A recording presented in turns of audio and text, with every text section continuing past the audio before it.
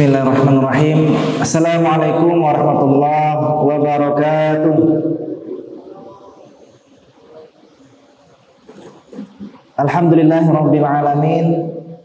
Salatan wa salaman ala nabiyyina Muhammadin wa ala alihi wa ashabihi ajma'in. Asyhadu an la ilaha illallah wahdahu la syarikalah wa nasyhadu anna Muhammadan abduhu wa rasuluhu la nabiyya ba'da, amma ba'd. Usikum wa nafsi wa iyaya bitaqwallah faqad fazal muttaqun. Ya ayyuhalladzina amanu taqullaha haqqa tuqatih wa la tamutunna illa wa antum muslimun.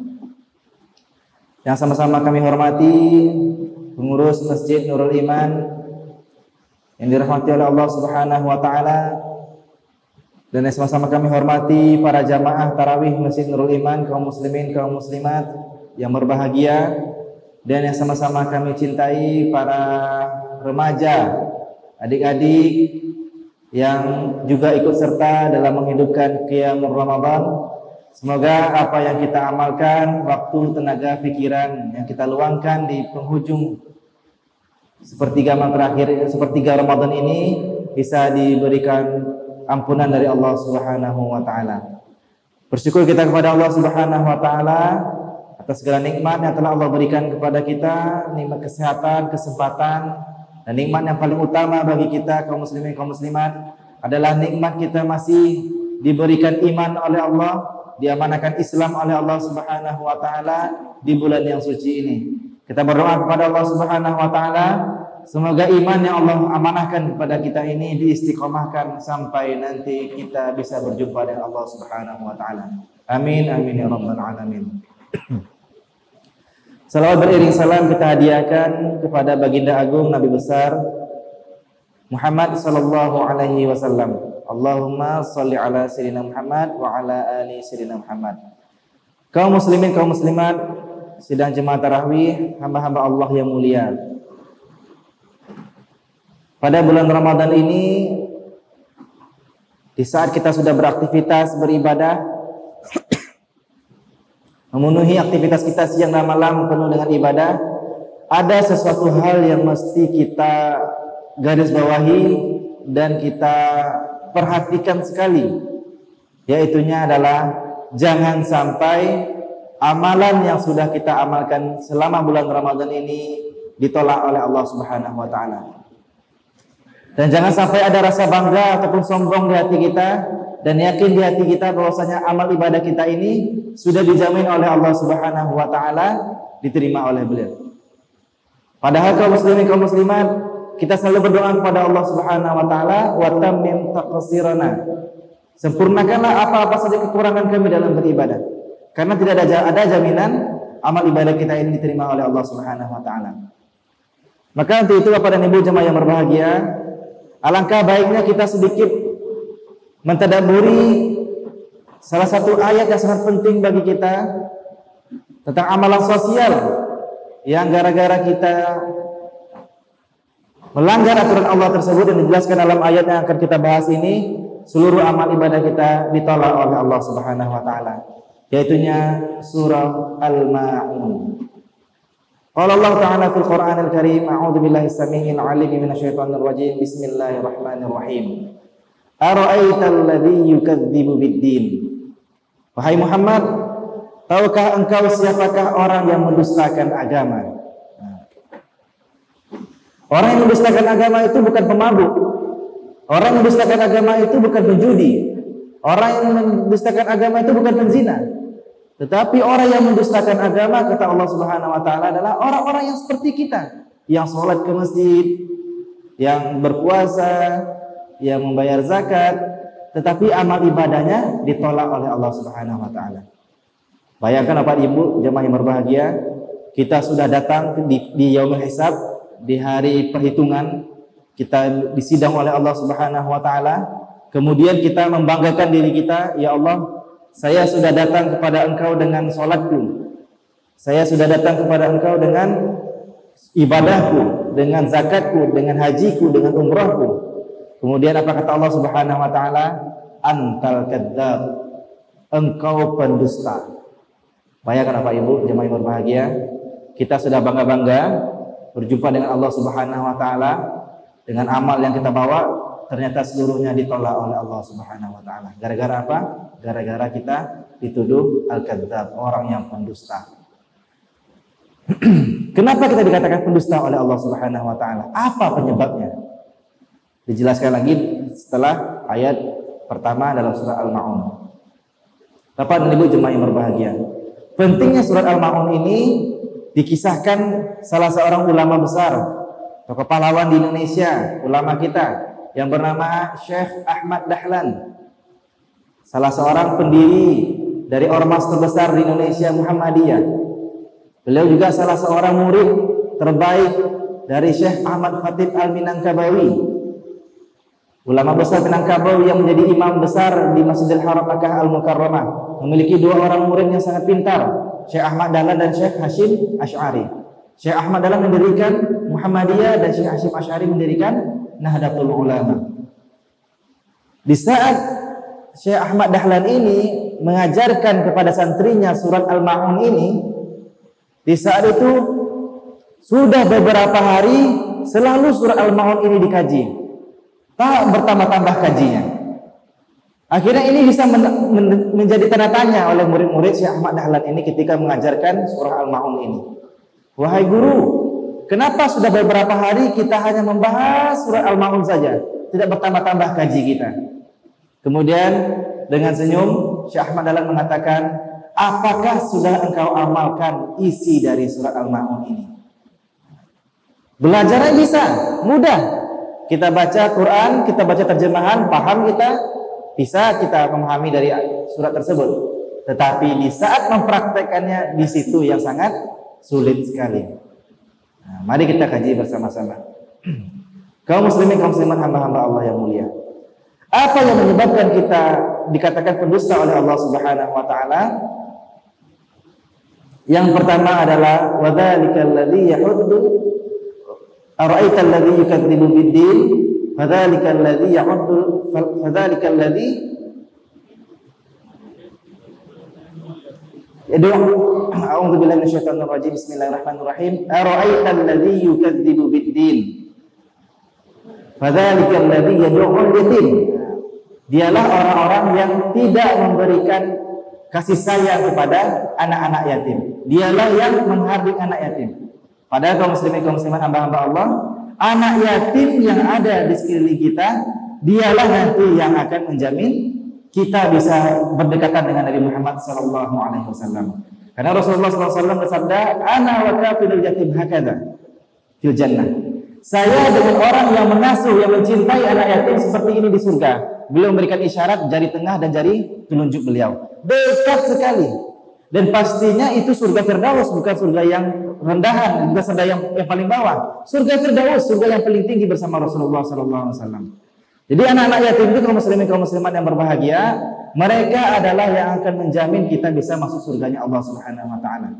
Jadi kalau ada anak yatim di dekat rumah kita, di sekitaran komplek kita, ataupun bahkan anak yatim yang ada di keluarga inti kita, jangan disia-siakan mereka. Karena ini peluang besar bagi kita untuk masuk surganya Allah Subhanahu wa taala. Karena kenapa? Karena orang tuanya tidak ada, kitalah yang akan menjadi orang tua dari anak tersebut. Nah, jadi ini sangat penting kaum muslimin, kaum muslimat berbahagia. Anak yatim itu bukan hanya kita kasih belanja saja setiap 1 tahun. Biasanya kebiasaan masjid-masjid di Kota Padang ini, mereka memberikan santunan di saat dikumpulkan selama setahun, diberikan ketika Ramadan ataupun diberikan ketika anak-anak tersebut akan masuk di ajaran baru sekolah. Tetapi yang paling penting kaum muslimin, kaum muslimat, anak-anak yatim itu adalah kita berikan dia perhatian. Bagaimana sekolahnya, bagaimana belajarnya, bagaimana ibadahnya. Sangat wajar sekali kalau anak-anak yatim itu ketika diajak sholat ke masjid, mereka akan meribut, akan nakal. Karena kenapa? Tak ada orang tuanya yang mengajarkan di rumahnya. Tentu tanggung jawab itu diserahkan kepada kita sebagai perwakilan dari orang tua mereka. Dan kita berbangga dan bersyukur kalau misalnya kita bisa dekat dan bisa melayani anak-anak yatim.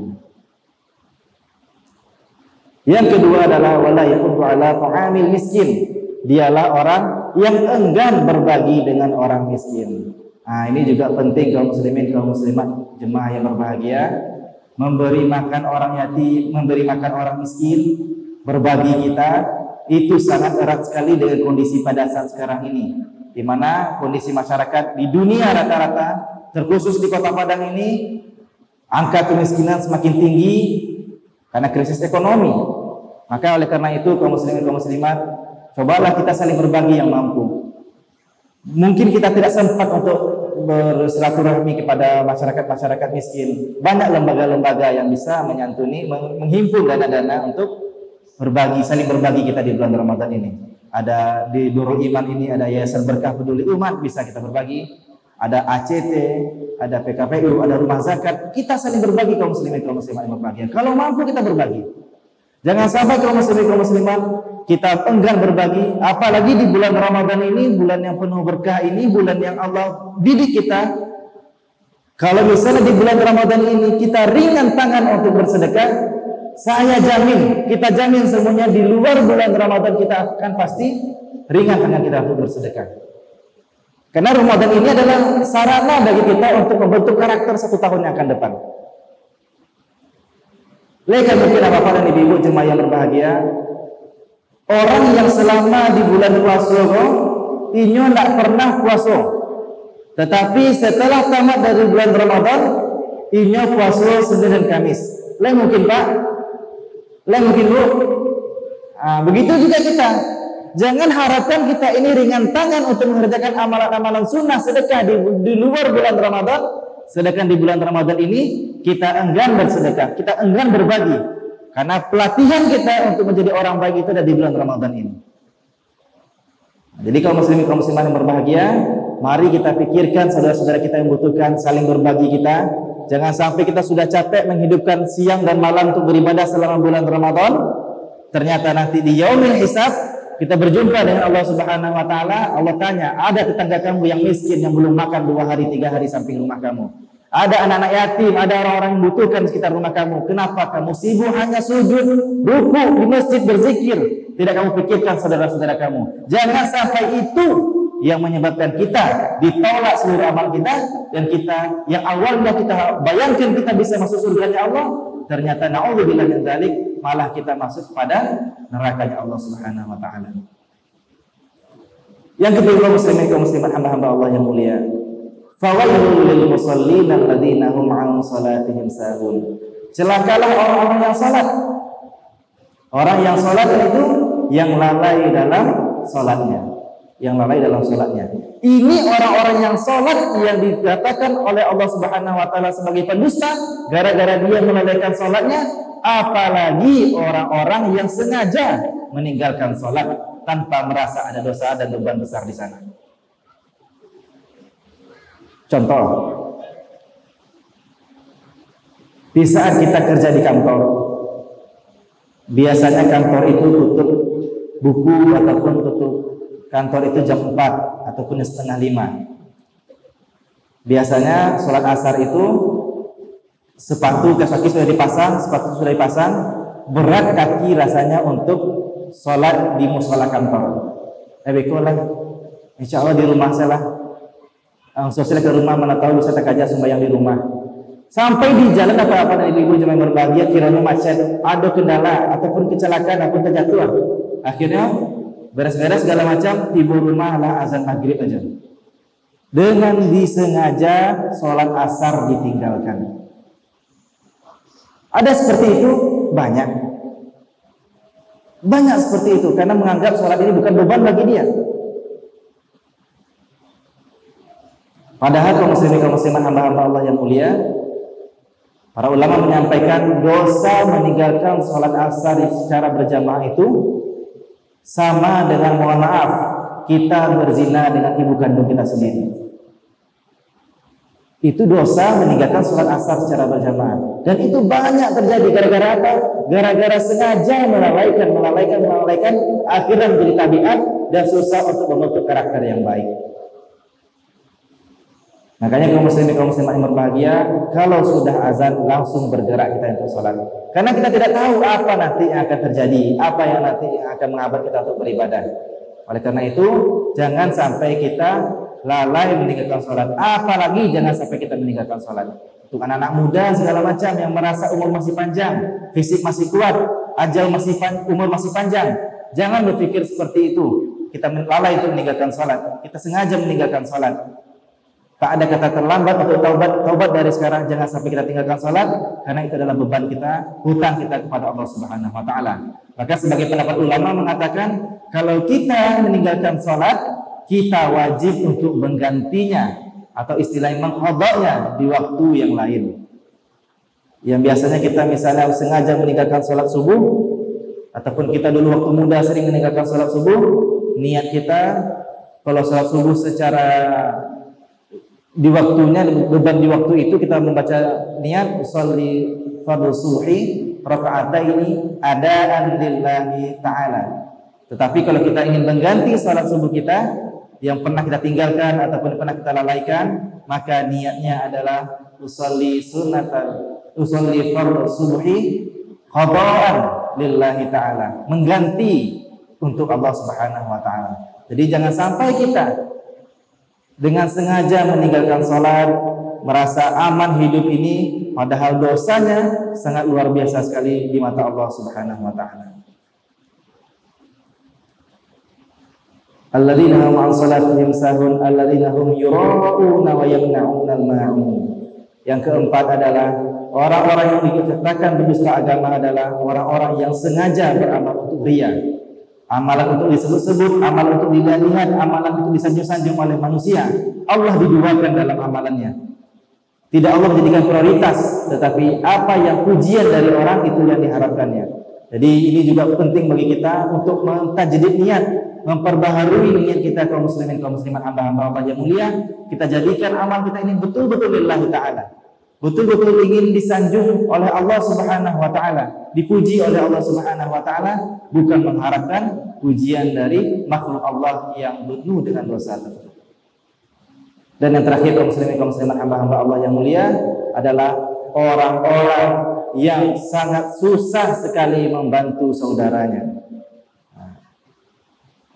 Ini juga penghambat kita nanti kaum muslimin kaum muslimat hamba-hamba Allah yang mulia. Penghambat kita bisa masuk surganya Allah gara-gara apa? Di saat ada orang lagi kesulitan, orang butuh bantuan, ringan tangan kita dibutuhkannya, tetapi kita malah mengundur-undur, kita malah mempersulitnya, kita malah menambah-nambah pekerjaannya. Ini bisa jadi yang menyebabkan kita dipersulit untuk masuk surganya Allah Subhanahu Wa Taala. Rasulullah SAW bersabda, barang siapa yang memudahkan urusan saudaranya di dunia, maka akan Allah mudahkan urusannya di akhirat nanti. Di akhirat nanti kaum muslimin kaum muslimat hamba-hamba Allah yang mulia, bayangkan Allah Subhanahu Wa Taala tidak akan memulai hisab, kata Imam Ibnu Jauzi, kecuali manusia itu sudah berdiri kurang lebih 50.000 tahun. Bayangkan matahari di atas kepalanya, suasana begitu genting, panas. Orang yang datang penuh dengan amal, insya Allah aman. Tetapi orang yang selama hidupnya bermaksiat kepada Allah Subhanahu Wa Taala penuh dengan ketegangan. Bahkan para malaikat mengatakan, yauma yarawnal malaikatu la busyra yauma idzin lil mujrimin. Para malaikat yang diperlihatkan oleh Allah Subhanahu Wa Taala yaumul mahsyar tersebut, tak ada sedikit pun kabar bahagia bagi orang-orang yang berdurhaka kepada Allah Subhanahu Wa Taala. Karena begitu dahsyatnya pada mahsyar tersebut. Oleh karena itu kaum muslimin kaum muslimat yang berbahagia, di saat kita diuji oleh Allah, kondisi kita begitu takut kepada Allah Subhanahu Wa Taala, namun di saat kita selama hidup di dunia, kerjaan kita, pikiran kita bagaimana bisa memudahkan orang untuk kebutuhannya, orang untuk beribadah, saudara kita untuk hidup, saudara kita untuk memudahkan urusannya, insya Allah yaumul hisab yang begitu menegangkan bagi kita itu dimudahkan oleh Allah Subhanahu Wa Taala. Itu Allah berikan ketenangan bagi kita. Allah lancarkan segala urusan kita di yaumul hisab tersebut. Ini mungkin yang dapat kita bahas pada malam yang berbahagia ini, kaum muslimin kaum muslimat berbahagia, mumpung masih ada bulan Ramadan sekitar 11 hari lagi, 11 atau 12 hari lagi. Jangan kita sia-siakan momen spesial ini yang Allah berikan kepada umat Nabi Muhammad SAW ini. Mari kita saling berbagi. Kita lihat saudara-saudara kita yang membutuhkan, tetangga kita, Kalau misalnya tak sempat kita bagikan, banyak lembaga-lembaga sosial, lembaga-lembaga kemanusiaan yang menampung tangannya untuk menanti sedekah-sedekah dari kita, supaya kita umat ini tidak termasuk umat-umat yang mendustakan agama Islam, agamanya Allah Subhanahu wa taala. Barakallahu li wa lakum wa nafa'ani wa iyyakum bima fihi minal ayati wa dzikril hakim. Wa taqabbalallahu minna wa minkum tilawatahu innahu huwas samiul basir. Wassalamu alaikum warahmatullahi wabarakatuh.